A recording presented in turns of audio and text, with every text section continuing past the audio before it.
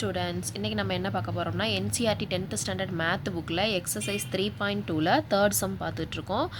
இதில் வந்து form the pair of linear equation for the following problem and find their solution by substitution method அப்படின்னு கொடுத்துருக்கு. First some பார்ப்போம். இதெல்லாம் வந்து ஜஸ்ட் 1 மார்க்கில் வரக்கூடிய சம் தான்.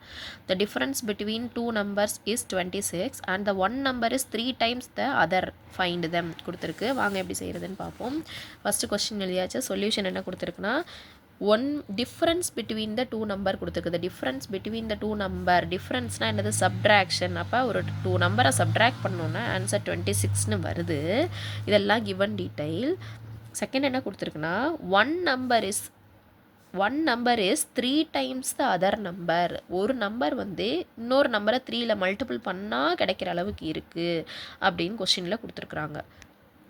அப்போ சப்போஸ் நம்மளாம் எழுதியிருக்கோம் X is equal to 3y, அதாவது எக்ஸோட வேல்யூ ஒய்யை 3ல் மல்டிபிள் பண்ணோன்னா எக்ஸ் கிடைக்கிற மாதிரி இருக்குது.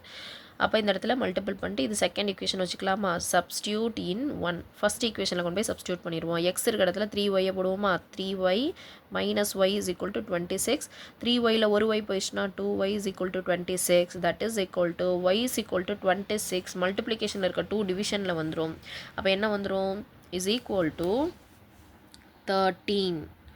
அதாவது 2 டேபிள் சொன்னோம்னா 1 2 is 2 2 3 2s are 6. அப்போ 13. ஒய்யோட வேல்யூ கண்டுபிடிச்சிட்டோமா? இதை என்ன பண்ணிடலாம்? சப்ஸ்டியூட் இன் எக்ஸ்.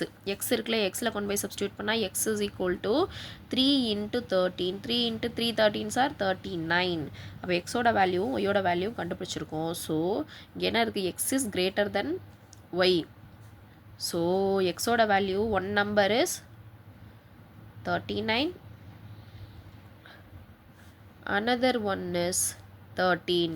அவ்வளோதான். இது ஜஸ்ட்டு ஒரு 1 மார்க்கில் வரக்கூடிய கொஸ்டின்.